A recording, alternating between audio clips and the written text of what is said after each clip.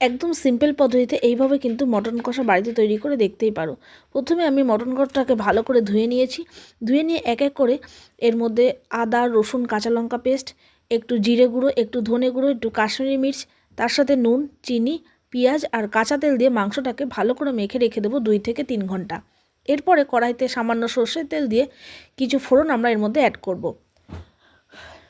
ফোড়ন দেওয়ার পরে এর মধ্যে পেঁয়াজ দেবো, আর একটা পেঁয়াজটা ভালো করে ভাজা হয়ে গেলে আগে থেকে ম্যারিনেট করে রাখা মাংসটাকে আমরা এর মধ্যে দিয়ে দেবো।